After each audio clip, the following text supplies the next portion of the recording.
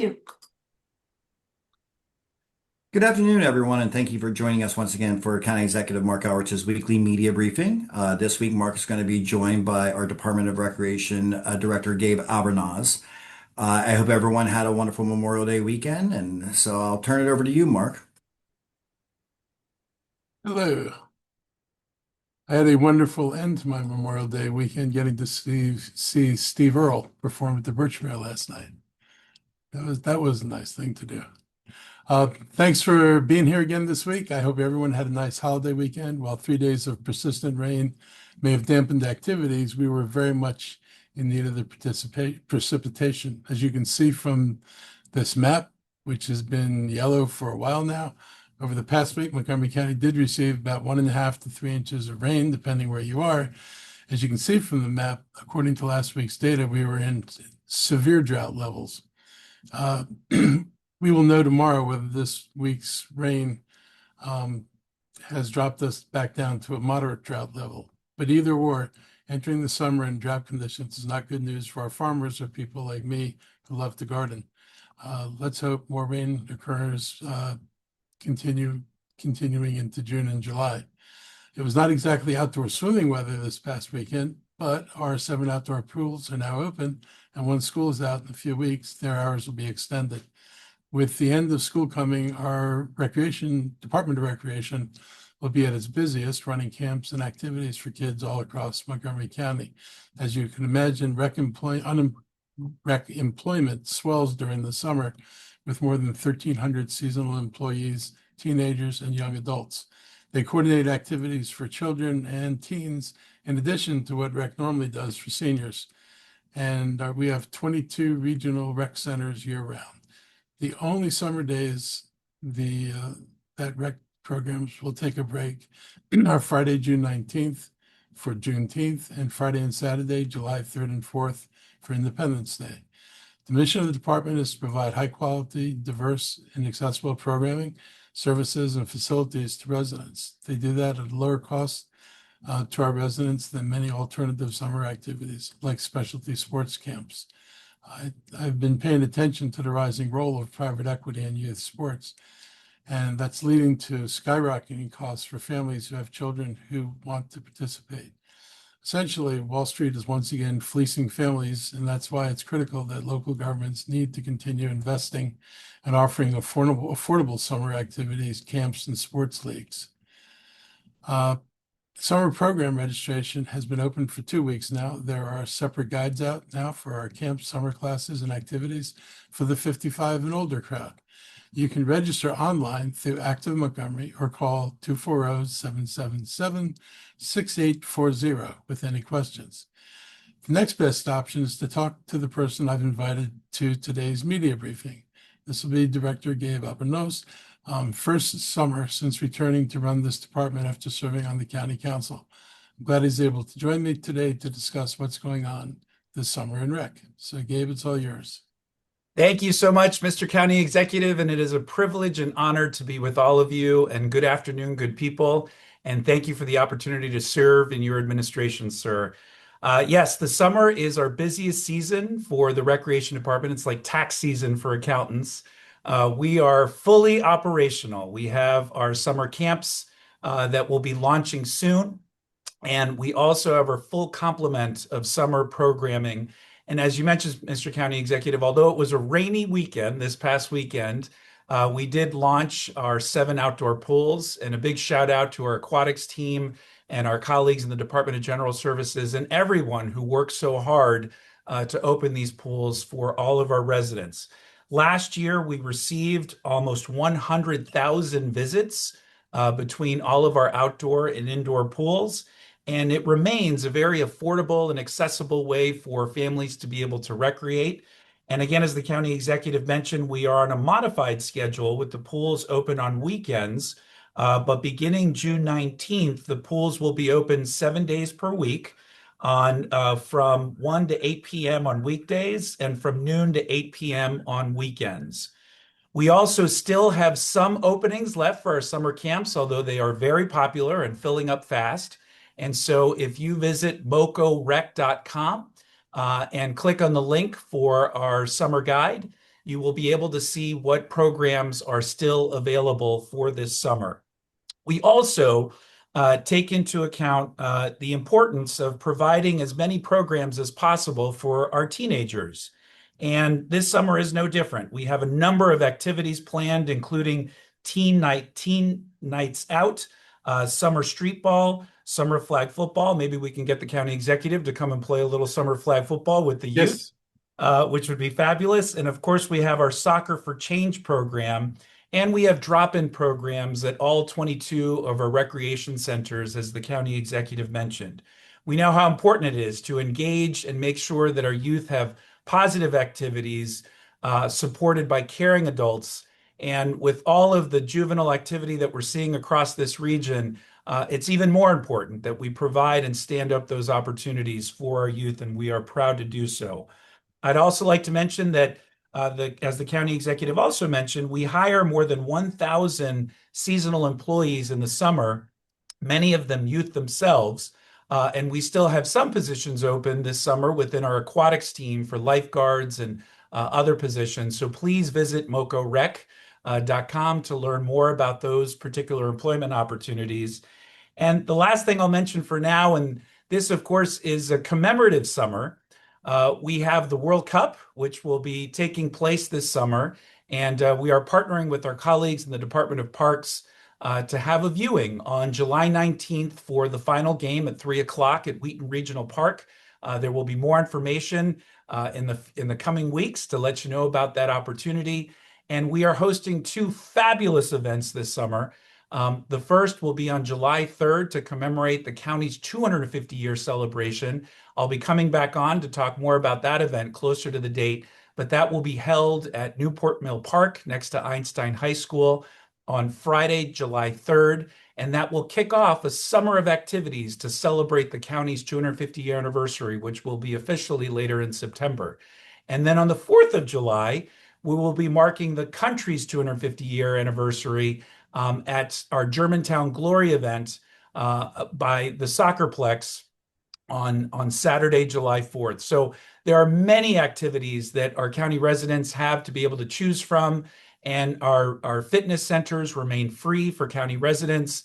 And we want to thank all of our incredible team members here at the Department of Recreation and all of our volunteers. It's going to be a fantastic summer 2026. Thank you, Director. A lot of exciting events there, especially watching Mark play football. Look forward to that. Hey, before the Director leaves, anyone from the media have any questions for the Director about any of our recreation activities for the summer? If so, please raise your hand and we will call on you. See here. Give a moment. All right. Well, Mark, before the Director goes, you're up for that football challenge? Absolutely. All right. I spent almost a decade playing industrial league flag football, Yes. and there are few things more fun than football. It's a good contact sport.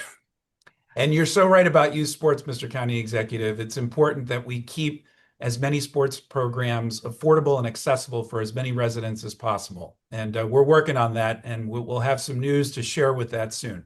Good. Okay. Well, again, there are no questions from the media. All right. Well, then we will move on. Director, thank you so much for joining us. Look forward to having you on, and we will continue to promote your events throughout the summer. Mark, back to you.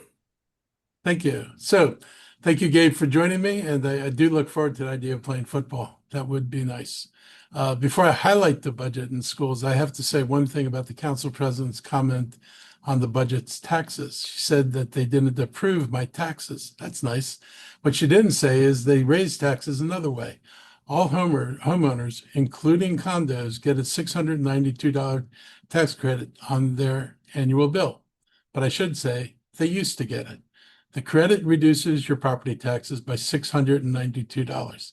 The majority, led by the president, voted to remove the tax credit, and it will not be on your tax bill on July 1.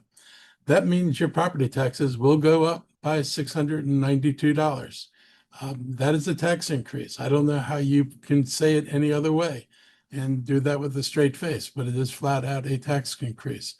Developers, of course, will contribute no additional taxes to this effort to fund the budget. The full weight of the so-called non-tax increase falls on backs of residents, and my budget was balanced without creating a $150 million reduction in revenue going into the next budget. And my proposal included taxes on developers so that they paid their fair share. As I discussed last week with the county council's finalization of the FY27 budget, Montgomery County Public Schools is facing a significant budget shortfall that the council did not address. This is money they had requested and very much needed, which is why I proposed a budget that fully funded their entire request. Unfortunately, they're now searching for $36 million in savings, otherwise known as cuts. Among the reductions currently that are under consideration by the Board of Education are cuts that would eliminate hundreds of employees, including 40 social workers, 18 school psychologists, 17 therapeutic counselors for students who are learning English, and $1.6 million in mental health contracts to serve the students in school. This is a combined reduction in student support staffing, unlike anything our district has seen in recent memory. At the same time, we've watched our schools navigate a genuinely difficult period. Not only are you dealing with the COVID generation and all the problems that were passed on from that not such lovely experience that we had, this past school year, MCPS responded to bomb threats, weapons on campus, and assaults on staff. Out-of-school suspensions rose by 26%. The district updated its code of conduct at the start of the school year to hold students more accountable, and rightly so. But accountability without support is not a strategy, it's a gap. The professionals that we risk losing are not ancillary. They're often the front line. They're the first to notice when a student is struggling, the first to intervene before a situation escalates, and they're the last line of support for families who have nowhere else to turn. If those positions do disappear, the burden does not disappear with them. Instead, it shifts on to teachers, administrators, families, and ultimately onto our children. I understand the physical realities our school system faces. Difficult trade-offs are unavoidable, given the budget. But I also believe our community deserves a full and honest conversation about what these specific reductions would mean in practice, in classrooms, in hallways, and in homes across the county. A growing body of national data shows that student achievement has been slipping for more than a decade, highlighting concerns about early literacy and the negative impact of technology on learning. If you think about it, that last part's not surprising. When most of us went to school, you get an assignment, read, figure out an answer, and hopefully you get it right. Now it's a very different situation and unfortunately far too easy. Now you give a student a question, they feed it into AI. AI gives them an answer. They cut and paste that into the assignment. They've answered the question. The question is definitely answered, but you didn't learn anything. Learning is the process of arriving at a conclusion, not having somebody plant a conclusion in front of you. You're not likely to be able to support that conclusion on your own if you don't understand how you got there. We've short-circuited the thinking process, and we're seeing the results in student learning and student achievement. That decline coincides with the introduction also of smartphones into the lives of teens and preteens. Why did it take so long for the school system to decide kids really shouldn't have their phones in schools open, sitting in class on their phone instead of listening to the teacher? I have no idea why it took them so long to do that, but it's something that we're paying for. Passing test scores in math are also way down compared to 2013's high watermark, and eighth grade reading levels are the lowest since 1990. There's a lot of need for stronger accountability at every level of the education system. Evidence shows the best performing states tend to pair evidence-based instruction with sustained in-school support for teachers and a renewed focus on measurable outcomes. As somebody can go back to the days when I actually scored one of the MISPAP tests, the high stakes tests that all kids in the state had to take. And I sat in a room at the old Wooten and had people from the state Department of Education instruct us how to give credit for wrong answers. It's really hard to have measurable outcomes when part of measuring things is you're measuring stuff that's wrong. That is not the way you close the achievement gap. Didn't work then, and I don't expect it's worked since then. At the same time, rising absenteeism reduced reading outside of the school to continue to slow the recovery, underscoring the need for targeted investments, clear expectations as we plan ahead for next year.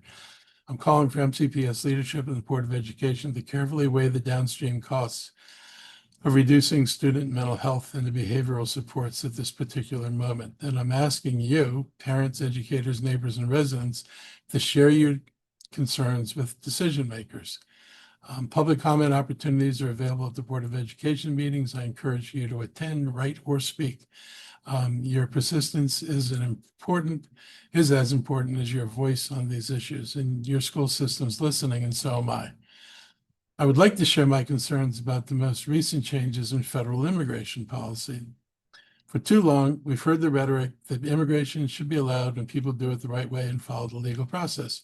Yet the reality is that we're seeing a series of policies designed to make it more difficult, more expensive, and more uncertain for families who are already striving to comply with the law. As a community, we must stand against policies like this.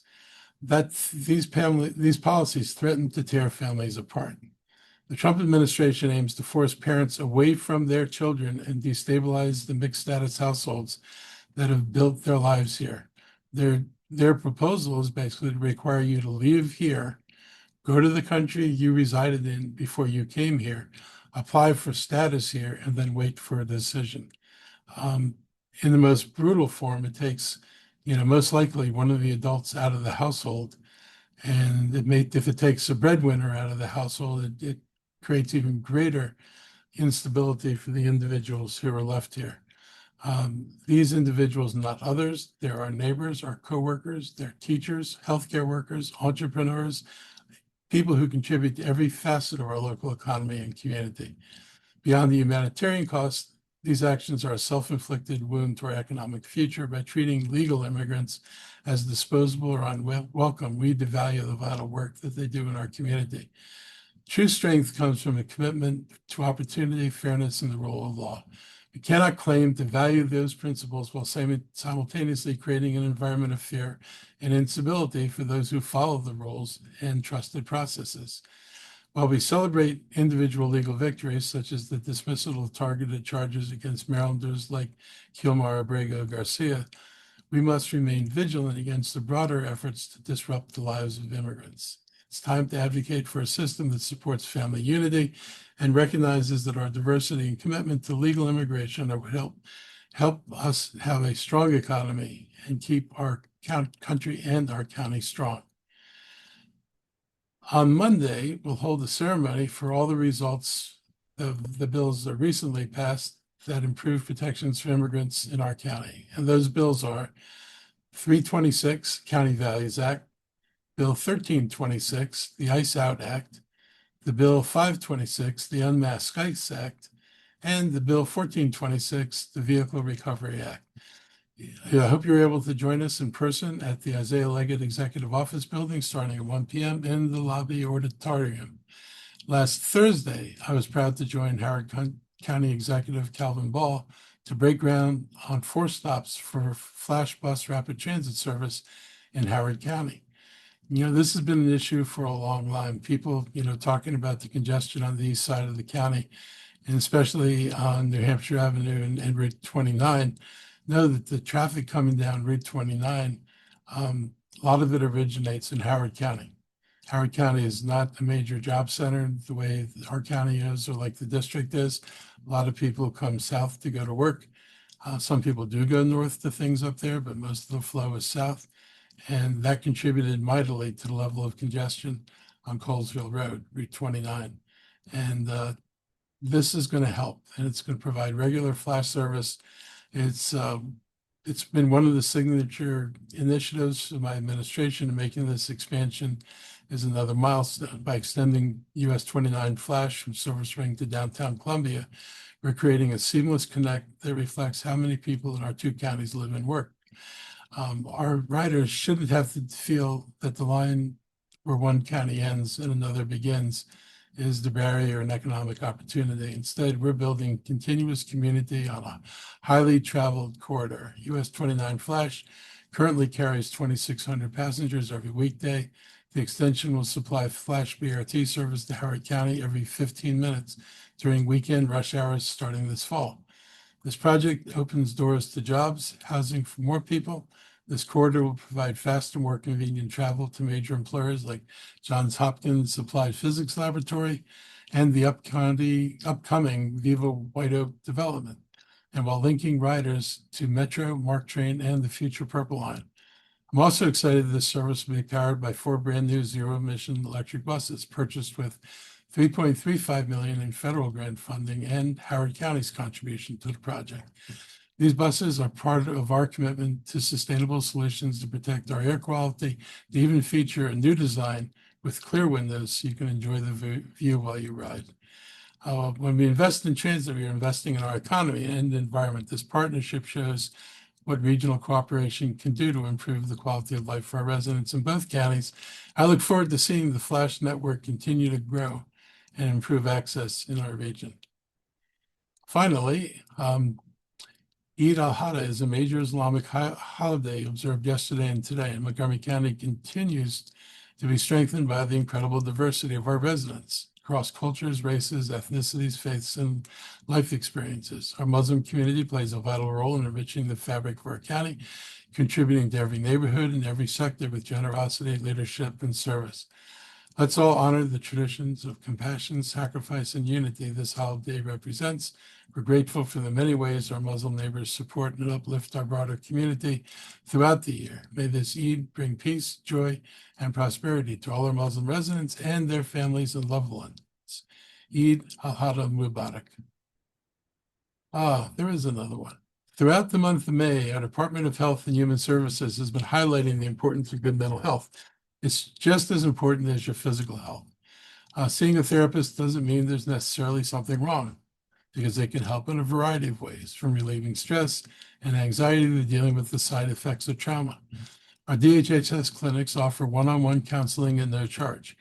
One of the easiest ways to access that help is through the DHS Mobile Health Clinic, which brings medical, dental, behavioral health, and human services to underserved and vulnerable populations and communities. Because clinic hours and sites vary, you can email Mobile Health Clinic at montgomerycountymd.gov, or you can call 240-777-1017 for more information. And with that, before we get into your questions, I'll give my team a chance to share in the updates, starting with DHHS. Thank you, Mr. County Executive. We don't have any firm updates. We just want the public to know we are tracking on the epidemiology of the cases related to both hantavirus and Ebola. There are currently no U.S. cases of hantavirus. Any individuals who had contact with the cruise ship, they have been put into quarantine tracking by our federal partners. Right now, there is very low risk to the community, so we just wanted to share that we are still tracking on that. Following up on the recreation side, we met yesterday with some of our local businesses that do recreation on the Potomac. As many people are aware, the past few days have been extremely rainy, and so that we have seen the bacteria levels go up on the Potomac, which is to be expected when there's lots of rain. We're just trying to continue that educational piece with the communities that when following rain, there is higher risk for bacteria infections. If folks take precautions, they should be all right, but we just want people to be aware of that. And we look forward to more testing data coming out from our Maryland Department of the Environment partners who are doing sediment testing with the University of Maryland. So those are all the updates I have right now. All right. Well, thank you, Sean. And Earl and Louisa are not able to join us today, so I think we'll now go to questions. If you have any questions at all for the county executive or our team, please raise your hand. Jenny, I assume it's Jenny Abamu with WAMU, correct? Okay. Do you hear me? Yes. Hey, I don't know why my phone's being weird. I'm Thank you guys for taking my question. I wanted to ask a little bit about the mail-in ballot situation. And I know Montgomery County has, at least the last election, they had the highest number in the state of mail-in voters in 2024. And so I just wanted to kind of hear from you all if you're hearing anything about, concerns about mail-in voting, and then if there are any things that you all are doing, particularly around, election integrity and election security this year. Who wants to answer that one with the details of that program? Mark, I think you're on your own on this one. Okay. Uh, So the state is not going to process any ballots that were mailed out in the original batch if they get mailed in, and they are sending everybody a second ballot, which is marked clearly on the envelope and on the ballot itself that this is the only ballot we're going to count. So our messaging issue with residents is, even if your first ballot was right, do not send it in and think that you're okay. None of the ballots that got sent in are going to count. Only these ballots from the second round are going to count. So make sure you are only sending in the ballot that you got the second time that is pretty much marked, this is a replacement ballot. This is obviously not something anybody wanted or planned for, and it's not the kind of thing I've ever seen happen before. So it's kind of interesting how this happened. You would have thought that people, since this is something we've done multiple times, people had this down, but apparently somebody made a mistake somewhere. Thanks, Jenny. Make Any sure other make sure follow-up? your readers know to only submit the second ballot. I'm curious, County Executive, has the local, election board heard anything? Have they had to, are they doing anything different this year just because of all of the, concerns from the federal government and also now with this whole vendor issue? I think what I'm going to do is bring the election board on next week. Somebody from the election board, since you've got questions that are, deeper in what they're doing. I don't know everything they're doing right now. This is obviously the thing that's eating up most of their bandwidth, but we can certainly bring them on and give you an opportunity to talk. Thank you.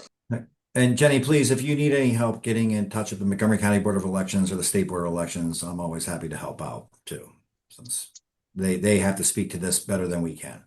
So thanks again for that issue. Thanks you, Jenny. Judy Hurst with the Olney Gazette. You have your hand up. Yep. Thank you. This might be for Mr. O'Donnell. I am hearing from journalist colleagues on other parts of the East Coast saying that hospitals in their areas have large amounts of cases of tick bites. I'm wondering if we're seeing that in our area or expecting that in our area. We've seen the reports nationally, and it certainly affects our part of the country and our part of the state, of earlier than seasonal, normal seasonal tick bites.